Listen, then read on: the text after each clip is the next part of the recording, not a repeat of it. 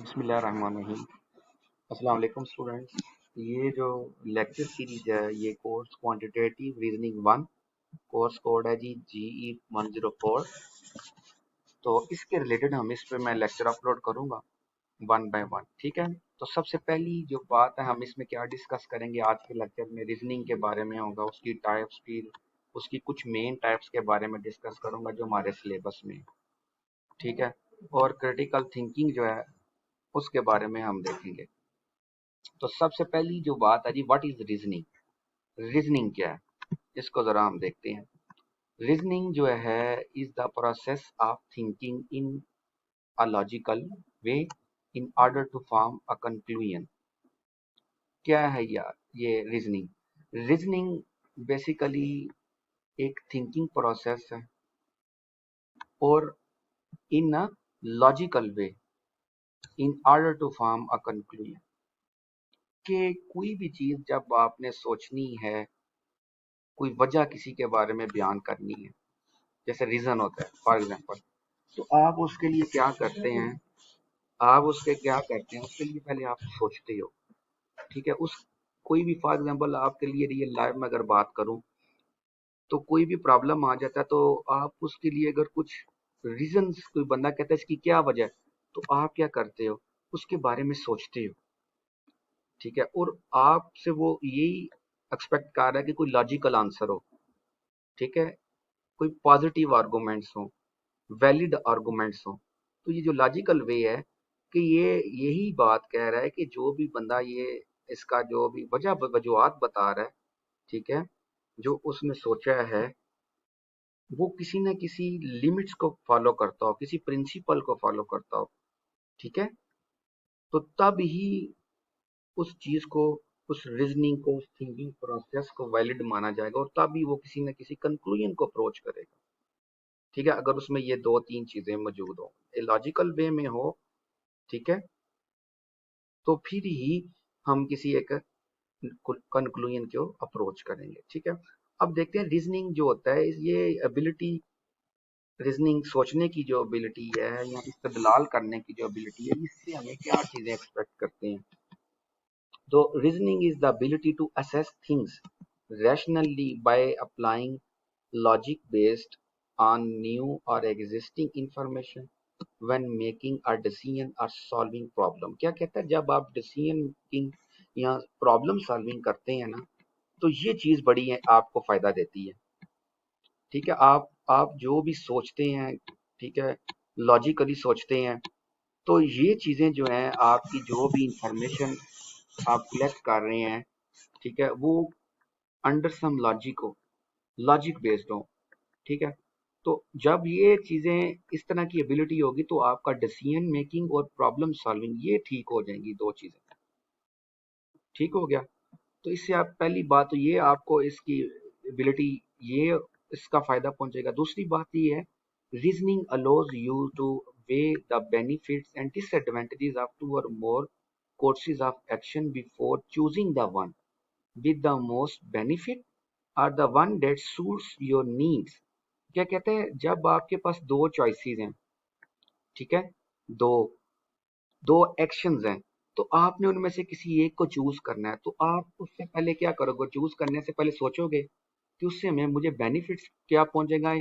तो जब आप ये चीजें मुहैया कर लेंगे, जब आप उस एक्शन को परफॉर्म करने से पहले सोचते हो, तो ये चीजें आपको बेनिफिट्स, कौन कौन सी चीजें आपको बेनिफिट्स देती हैं, या इस अगर आप दूसरी चीज को चूज करते हो तो उससे आपको डिसएडवांटेजेस हो जाएंगी। तो अब बात समझ आई है कि हमें रीजनिंग जो होती है इसके इसका क्या फायदा होता है। ठीक है, तो रीजनिंग को हम इस अंदाज से भी अंडरस्टैंड कर सकते हैं। अब हम आगे चलते हैं टाइप्स ऑफ रीजनिंग। तो पहली इंडक्टिव रीजनिंग, फिर deductive reasoning, analogical reasoning, productive reasoning, cause and effect reasoning, critical thinking, decomposition reasoning. अब मैं इसमें ना लेक्चर में, सॉरी, आपको इंडक्टिव रीजनिंग और डिडक्टिव रीजनिंग और क्रिटिकल थिंकिंग, इन तीन चीजों के बारे में बताने की कोशिश करूंगा। ठीक है, सबसे पहले थी इंडक्टिव रीजनिंग। वो क्या होती है? Inductive reasoning is the process of reaching a general conclusion by examining specific example। क्या कहता है, आप कुछ स्पेसिफिक एग्जांपल्स को देख के जो कंक्लूजन नेक्स्ट प्रॉब्लम के लिए निकाल लोगे ना, उनको देख के एग्जांपल्स को जो कंक्लूजन ड्रा करोगे, वो इंडक्टिव अप्रोच है। ठीक है। The type of reasoning that form a conclusion based on the examination of specific example is called inductive reasoning. वही बात है। क्या कहते हैं, अब ये बड़ी अहम बात है, the conclusion formed by using inductive reasoning. जो कंक्लूजन आप ड्रा करोगे इंडक्टिव रीजनिंग से, उसको हम क्या कहते हैं, इज ऑफन कॉल्ड कंजक्चर। उसको हम कंजक्चर कहते हैं। और सिंस इट मे और मे नॉट बी करेक्ट, ये जरूरी नहीं कि ये ठीक ही आंसर हो। जो आपने कंक्लूजन निकाला है उस प्रॉब्लम का, जरूरी नहीं कि वो ठीक ही हो, वो गलत भी हो सकता है। ठीक है। तो किसी भी, जब आप इंडक्टिव अप्रोच या इंडक्टिव रीजनिंग का आप जो कंक्लूजन निकालते हो, उसको हम क्या कहते हैं, कंजक्चर। और ये जरूरी नहीं कि जो कंक्लूजन निकला ये ठीक हो, ये गलत भी हो सकता है। तो ये भी बात आपने अपने जहन में रखनी है कि जो आपको स्पेसिफिक एग्जांपल्स दी हैं वो आपको देख आप उनको कोशिश करें उनकी आंसर ढूंढने की, लेकिन आप एक वैलिड आंसर को ना अप्रोच कर सकें, तो ज़रूरी नहीं है कि ये इंडक्टिव रीजनिंग या ये अप्रोच आपके लिए ठीक है, वो जो कंक्लूजन आप अखज़ कर रहे हैं वो ठीक है, ये ज़रूरी नहीं है। अब इधर देखें ज़रा। कहते हैं कि ये एग्जांपल है कि use inductive reasoning to predict the most probable next number in each of the following list. अब ये दो हमारे पास ना स्पेसिफिक एग्जांपल, अब हम इनका एग्जामिनेशन करते हैं, इनको देखते हैं। ठीक है। कहता है कि ये इन सीक्वेंसेस को देखें और इनसे नेक्स्ट एक एक नंबर हमें बताएं। तो पहली मैं देखता हूँ 3, 6, 9, 12, 15। ये तो आसान है, पता चल रहा है कि इसमें 3 ऐड कर रहे हैं तो ये हमारी एक सीक्वेंस बन रही है। इसका मतलब है 9 में 3 ऐड किया 12, 12 में 3 ऐड किया 15, 15 में 3 ऐड करेंगे तो 18। अब क्या है, मैं इनकी इनकी इन टर्म्स को देखता जाता हूँ और इनका मैंने देखा तो मैं एक रिजल्ट पे पहुंचा, तो मैंने क्या किया, 18 इसका आंसर लिखा। अब इधर मैं जरा देखता हूँ 1, 3, 6, 10, 15। अब इसमें देखेंगे तो सेम डिफरेंस नहीं आ रहा जिस तरह का सिनेरियो इधर था। अब ये नहीं हम कहेंगे हर दफा आपको इस तरह का, मतलब इस तरह के सीक्वेंस मिले और आपकी जो कंक्लूजन है वो इसी रिलेटेड हो। ठीक है। अब यहाँ पे कुछ हो रहा है, यही बात वो पीछे कह रहा है कि जो आप कंक्लूजन ड्रा करते हो वो जरूरी नहीं है कि वो हर दफा करेक्ट ही आपको आइडिया दे। ठीक है। करेक्ट ही जो आप अप्रोच पीछे लगाना चाह रहे हैं, वो आप उस अप्रोच को लगाते लगाते एंड पे आए, तो हो सकता है वो अप्रोच वैलिड ही ना हो, वो चेंज हो जाए। तो इस इंडक्टिव रीजनिंग से हम अपने कंक्लूजन को ड्रा भी नहीं कर सकते, या अगर हम ड्रा करते हैं तो वो जरूरी नहीं ठीक हो, वो गलत भी हो सकता है। ठीक है। आगे चल के हम देखेंगे। तो जरा इसको देखें तो 1 में कितना ऐड किया, 3, 2 ऐड किया। 3 में कितना ऐड करें, 6 है। 3 में 3 ऐड किया, 6 में 4 किया तो 10 है, 10 में 5 किया तो 15 है। इसका मतलब है 15 में 6 ऐड करेंगे तो 21 आंसर आ जाएगा। समझ आ गया स्टूडेंट? तो हमने प्रिडिक्ट कर लिया कि इनसे नेक्स्ट नेक्स्ट नंबर कौन सा है। किस तरह प्रिडिक्ट किया, इंडक्टिव रीजनिंग वाली अप्रोच लगाई है, तो हम अपने कंक्लूजन को अप्रोच कर गए हैं। ठीक है स्टूडेंट। अब नेक्स्ट एक एग्जांपल है जी student, use inductive reasoning to make a conjecture. अब ये बड़ी अहम बात है। कहता है आप एक कंक्लूजन यहाँ से इस एग्जांपल से पढ़ें तो इससे एक ना कंजक्चर ड्रा करें। क्या है जी, कहता है consider the following procedure, pick a number, multiply the number by 8, add 6 to the product, divide the sum by 2 and subtract 3। इसको आप रोक के पहले देखिएगा सारी इस पिक्चर को। ठीक है। फिर इसको अंडरस्टैंड कीजिएगा। Complete the above procedure for different number. ये बड़ी अहम बात है। क्या है जी, इसी प्रोसीजर को आपने डिफरेंट नंबर्स पे अप्लाई करना है। यही तो अप्रोच इंडक्टिव रीजनिंग की है।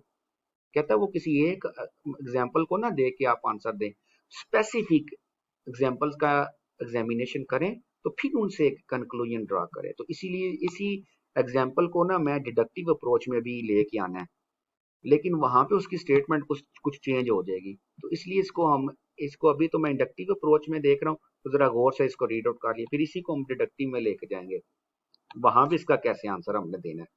ठीक है। तो आप ऐसे करिएगा जरूर कोशिश के क्या डिडक्टिव में हम इसको कन्वर्ट कर सकते हैं। तो ये क्वेश्चन है आपके लिए। Use inductive reasoning to make conjecture about relationship between the size of resulting number and size of the original number. Relationship हमने मालूम करना है between the size of the resulting number, जो आपका रिजल्टिंग नंबर आ रहा है, and the size of the original number, कि जो आपका ओरिजिनल नंबर है इसका और इसका कोई रिलेशन आपस में बन सकता है, ये हमने यहाँ से अखज करना है। इसके रिलेटेड कंक्लूजन को ड्रा करना है। ठीक है, बड़े ध्यान से। सपोज वी पिक 5, हम एक 5 नंबर लेते हैं ओरिजिनल। इसी प्रोसीजर को जरा करते हैं। ओरिजिनल नंबर लिया, इसको मल्टीप्लाई किया, 5 से 40 आ गया, प्लस किया तो इसी के आंसर को 40 को 6 में प्लस किया, 46 है। 46 को 2 पे डिवाइड किया, 23 है। 23 में से 3 निकाला, 20। वो स्टार्टेड विद 5, हमने इससे 5 से शुरू किया and follow the procedure to produce, हमारा आंसर 20 आ गया। अब हम 6 से स्टार्ट करते हैं, 6 लेते हैं नंबर, तो इसको किया तो हमारा रिजल्ट आएगा 24। 10 को लिया तो हमारा आंसर आ गया 40। 100 को लिया तो 400। अब आप देखते जा रहे हैं, इन each of these cases the resulting number is, ये जो resulting number is 4 times the original number. कि जो भी आप नंबर लेते हैं ओरिजिनल नंबर, तो जो आपका रिजल्टिंग नंबर आता है वो उसका 4 टाइम्स है। तो एक रिलेशन तो बिल्ड हो गया ना। ठीक है, यही हमने कंक्लूजन है, यही कंजक्चर है। तो हमने यहाँ से क्या कंजक्चर निकाला, पहले ऊपर देखे 6 है तो क्या आएगा इसका 4 टाइम 24, तो ये देखें 424। यही हमने कंक्लूजन निकाला है मुख्तलिफ एग्जांपल्स को लेके। तो we conjecture that the following the given procedure will produce a resulting number that is 4 times the original number. अब बात समझ आ गई है।